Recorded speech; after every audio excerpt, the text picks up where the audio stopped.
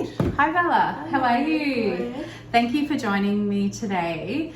As I did previously ask you in an email, are you okay that I have recorded this? Yeah, definitely. Okay. Right, thank you. So what we're doing here is we're just doing part 2 of our activity, and I just have a few questions that I want to go through with you, and they're generally multiple choice. And just, yeah, as long as you feel comfortable, if you've got any questions for me, make sure you I want to make sure you feel comfortable in asking me that. Are you happy to get going? Yeah, great. So just with the results of this, I'll go over the results with you in the end, whether it's a satisfactory or not yet satisfactory. Yeah. So are you happy to undertake that? Great, thank you. Very good. So there's just a few questions. Generally this will take about 10-15 minutes, and I'll just record, just mark off what you've answered. So thank you very much. All right, so if you were to write an email for work, and I'm going to give you multiple choice here, what do you consider when planning the email? So you can answer out of 3 of these, Bella. So the 3 out of the 6 responses listed below.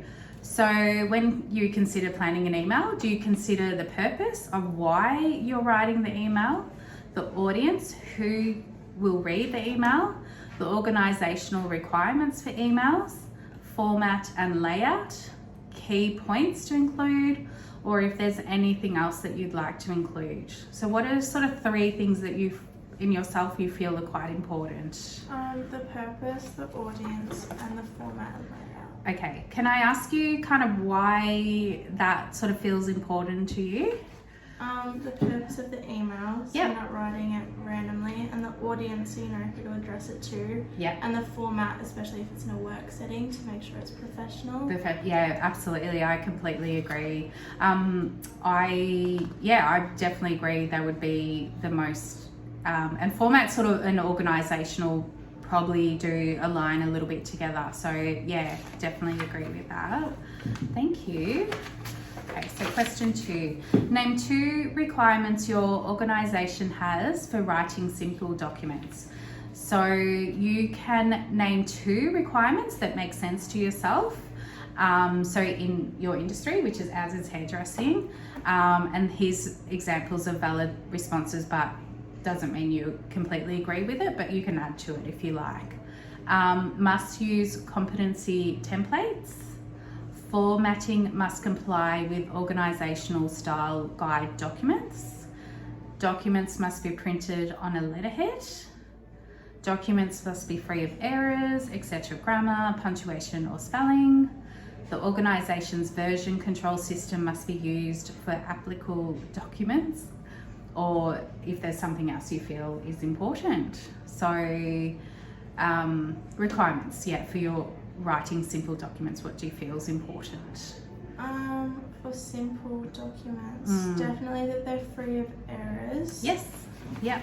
And in our industry, it's kind of difficult. Yeah, I agree. For a simple document, because I wouldn't say printed on a letterhead, but also maybe just so it's professional.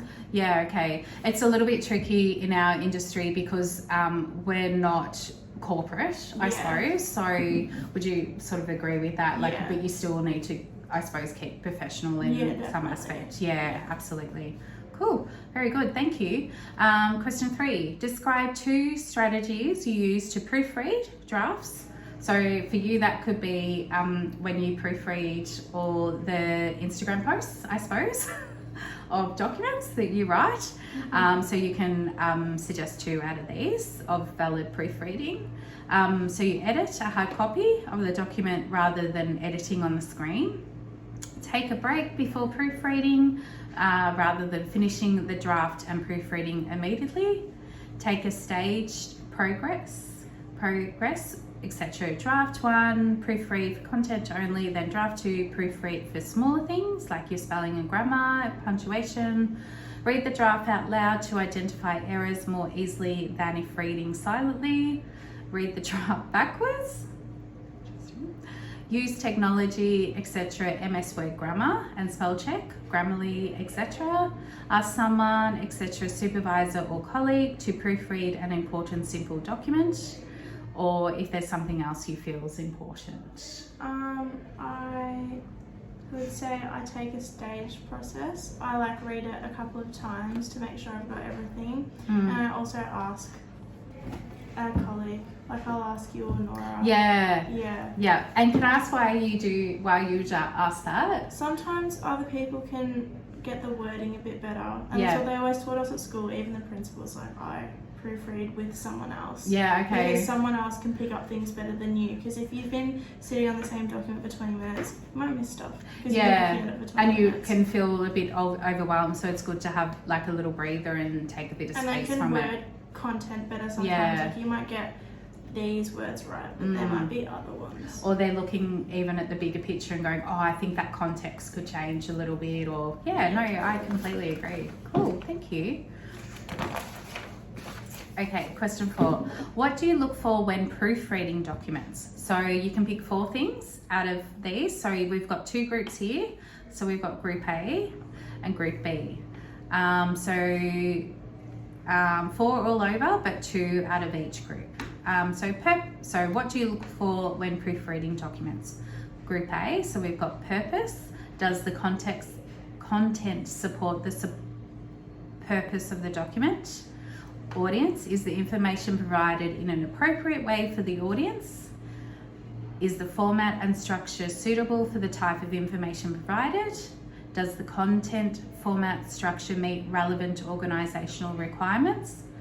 Register, is the level of formality appropriate to the purpose of the audience? So would you pick 2 out of those, Bella, you would agree with? Yeah, I would pick register. So is it appropriate for the purpose and the audience? Because I feel like you could tick a lot of them, but that kind of encompasses purpose and audience. Yes. And then also, I'd probably also do purpose again though, even though it's sort of covered there. Because I feel like it's good to make sure that it actually is, you're talking about the purpose of it. Like you could be showing, like the other day, we had the curls, the lady with the curls, and it was about her colour and her curls, but mostly curls. Yeah. And when we were writing that bit, we made sure it was talking mostly about the curls. More what we wanted to portray in our focus. Yeah, absolutely. Yeah. So that, you're definitely thinking about it in our industry. That's great. So also, what do you look for when proofreading documents? Group B. Select 2 out of these if you wish. Correct sentence structure. Clarity, is the document written concisely and in plain English? Correct pronunciation, sorry, that was bad. Correct use of capital and lowercase letters. Correct grammar, correct spelling. This might feel silly because it's probably all of them. I know. I feel like you need... What would you say would be the most to you if you're looking at a document that you feel would be most important? I don't know. Yeah. Probably spelling and grammar. Yeah. I feel like they probably even, would you think like that's a little bit of a tricky one? Because they all seem kind of basic. Yes. Like I feel like they all, if someone spelt really good and they had really good grammar, but they had everything written in uppercase or lowercase, True. It would be like, that doesn't look very good. Yes. Or if the sentence structure wasn't right, or if it was like a massive paragraph without any full stops, then it would be like absolutely weird. So I think it's sort of all of them, but I think encompasses all of them. I think everyone checks spelling and grammar first. Absolutely. And people judge businesses off of their spelling and grammar. Yes, especially in social media, I feel. Yeah, absolutely. Thank you. All right, question 5. When does your supervisor proofread the workplace text documents you create? So you must pick one of these, Bella, that you think is the most valid. If drafting a document on their behalf, when the supervisor says they want to proofread the document, when they need help, correct spelling. Correct spelling. Correct spelling. And for me. Okay. And because earlier today, And wait, is it for you? When does your supervisor proofread the workplace text The I you create, create? okay. Yes. Correct spelling. Okay. And when drafting a document on your behalf. Okay, yeah. So what one, so because it's asked if you want one, which one do you feel is like the most important? Correct spelling. Correct spelling, yeah. And can I ask why you feel that's the most important? Because wrong spelling just looks really bad.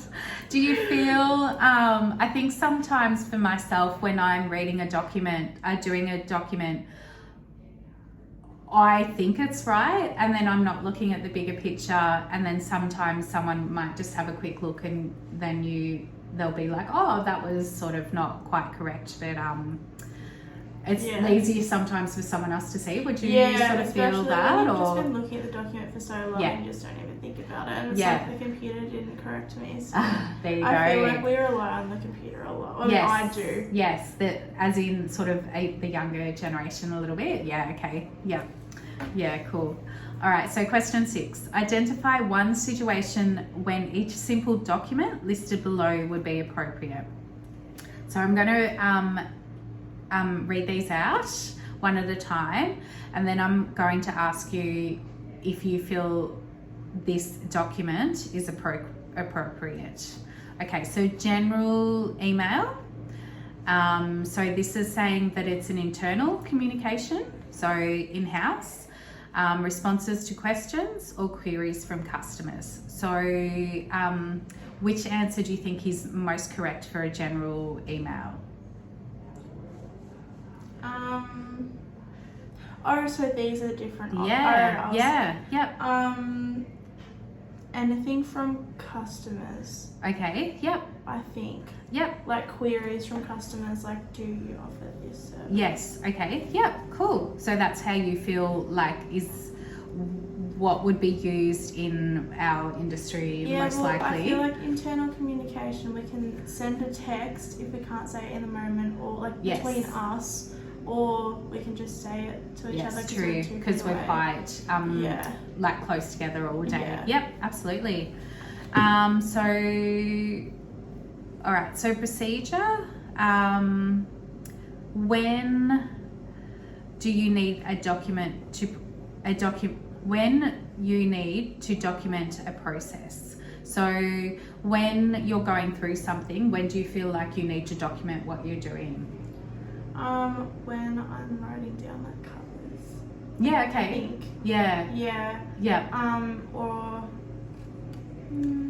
Or if I'm like, I don't know, if I'm doing multiple tasks at once, I need to write down. Yep, okay. What I'm doing. What about situations when you're at the front counter? What do you like, phone calls, or do you sort of... I write down like what, most of the time I try to, if it's an important phone call or something, I write down what was said on the phone. Especially relating to appointments and stuff. Okay. Just in case something goes wrong, then we can look back on it. And then you've got history. And do you tend to write times of things that appointments, phone calls are made, or? I try and write times, but I definitely write who the person was. Okay. Yeah, cool. All right. So C. So, business letter. So A. Is a formal response to a customer complaint, a job application, a legal correspondence, or a letter of introduction, or a reference? A formal response to a customer. Yeah. So you'd write that in a business letter. Yeah. So as in, so formal, does that mean sort of keeping it quite professional? Is that what you would say? I feel like you have to when a customer is complaining. Yeah, okay, yeah. I think things have to, because I think emotions can get out, but you can't, it's impossible to let emotions get out in a business professional email. Yes, absolutely. Yes. Okay, cool. Very good. And then D, meeting agenda, when you want to list items to discuss in a meeting. So would that be where you would a simple document list be appropriate when you want to list items to discuss a meeting? Yeah, definitely. Yeah. Dot points, I think, is good. Dot points, yeah, okay. Yep, sounds good. Yeah, so dot points. And does that sort of keep you on top of the process of it? Is that why you would do it? I think or? otherwise I feel like meetings can get a bit off track if you Yeah. don't have what you need written Yeah. down. Like, Yeah. because if you've got 30 minutes set out for the meeting and you start, Yeah, you know, getting in a big conversation about the first thing, yeah. at least you got the points like, oh, I've got 10 minutes left and I still have 3 more points to go. Yeah, right. So Yeah. you're sort of going back to your points and seeing where you're up to. Yeah, absolutely. Okay, cool. Question 7. For each document below, choose which writing style is likely to be the most appropriate. Is it going to be a formal, an informal? So I think we sort of talked about that being like a bit more sort of casual, or empathetic. So maybe that's when your emotions might come in a little bit more. So an email to a colleague. So would you agree that that is informal? Yeah. Yeah. Or colleague. I mean, it depends what's in the email. Yeah, okay. I mean, if it's regarding, oh, actually no, employee to employer, depending on, but to another. So more of a colleague, yeah. If it's a colleague, then informal. Informal, yeah, okay, yep. Letter to a supplier notifying them of an overdue shipment. Formal. A formal, yeah, cool. Yep, so keeping that quite professional, would that be correct? Yep, okay. Email to a customer in response to a complaint. Empathetic? Yeah, and you'd also want to be a bit formal too, but definitely empathetic, Yeah. because when people are heated, you got to play to their emotions a little bit. Yeah, which okay. Is bad, but like Yeah. you have to. You have to sort of calm down the situation a little bit. Yeah, Yeah. absolutely. Meeting agenda, formal? Yeah, formal. Formal for a meeting agenda. Procedure, formal?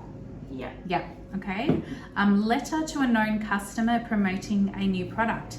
So what would you, informal or formal, or depending on the image the organisation wants to portray? So obviously think about our industry when you're thinking of that.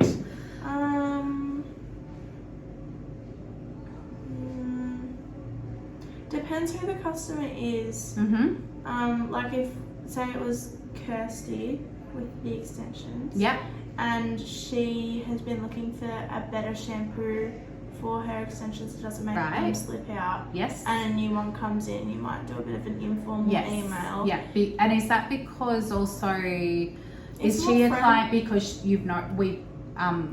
she's been a client for a long time? You keep it a little bit more. And also it's friendly because like I Yeah. remember that you said this and this has come out, and you don't want it to come across like you've just sent this email to everyone. Yeah, okay, It a bit was more sent to personalised her. as well. Yeah. Whereas if it was sent to a lot of people, like in a big promotional email, Yeah. it would be. Yeah. Okay, great. Thank you. We mic test.